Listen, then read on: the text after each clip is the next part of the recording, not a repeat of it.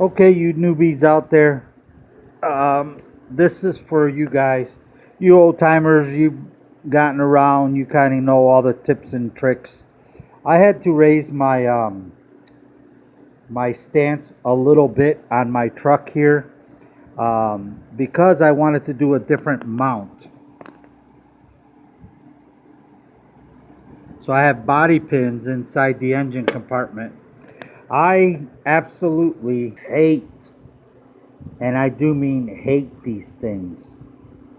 I've had them break because they bend like that.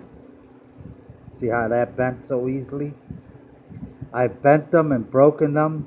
You have to be so gentle, and then when you put them on, you have to go easy on there, and you have to make sure you slip your bolt through there, and then you have to carry a little wrench so that you can lock it down. I've always hated these things. So I've always preferred magnets in the front, body pins in the back. Okay?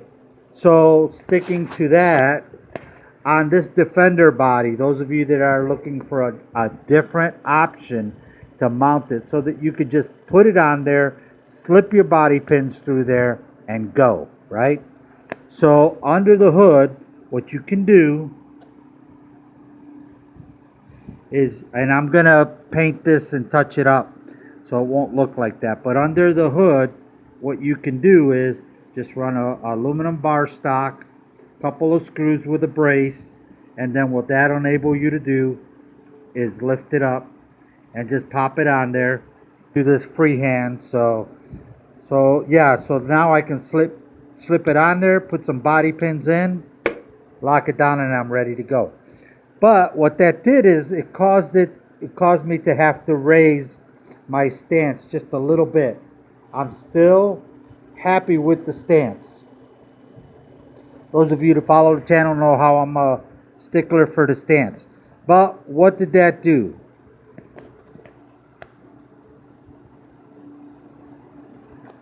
It threw off my bumper by about a half of an inch. Now, this tip I'm going to give you guys, some of you might say, we all know that. We already know that. Well, I can tell you that there's a lot of people that don't know it. You know how I know? Because there's a lot of bumpers that look like this out there.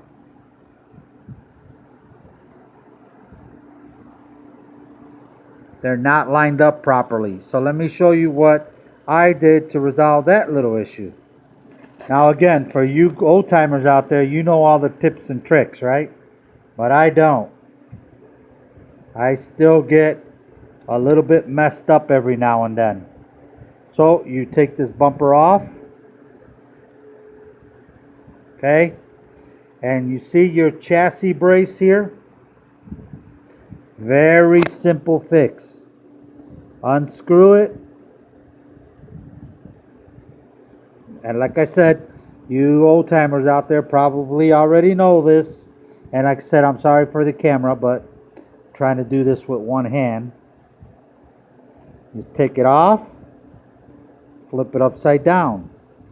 So see here? It's lower. By flipping it, let's see if I can do this. By flipping it upside down,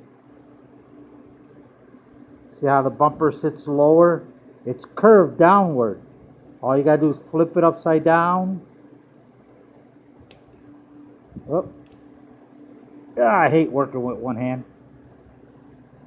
but I can't avoid it. See how much higher it is? About a half inch higher. So all you gotta do is flip this upside down.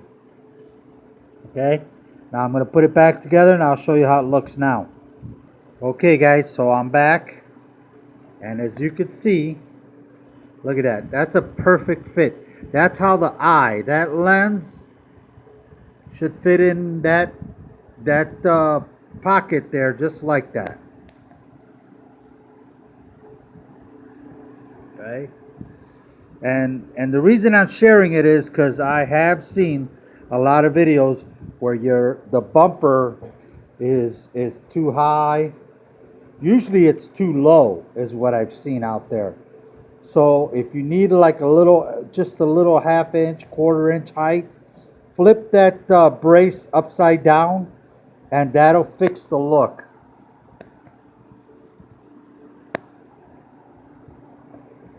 That's the way I like it anyway.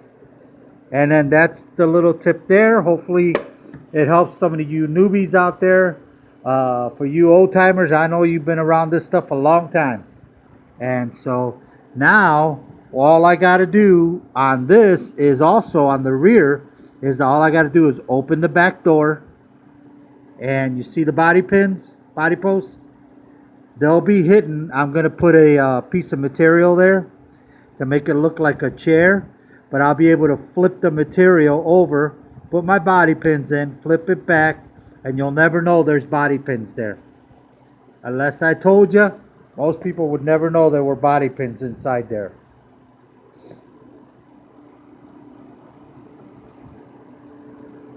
Another thing too is I ran into a major problem yesterday. I had bought some HobbyPark clones. Hyrex clones.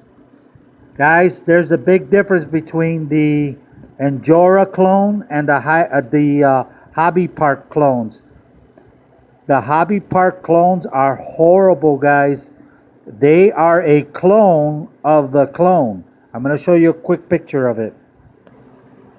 So I went ahead and put that tire on my little trailer, because for the trailer it doesn't matter.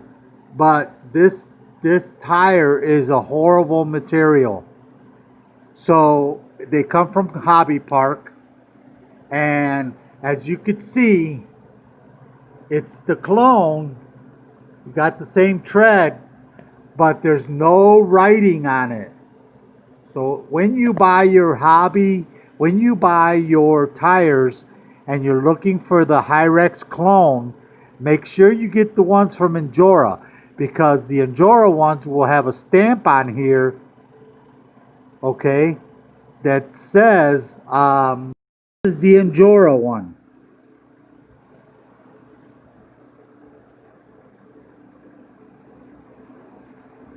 So it says rock tire, super swamper on it.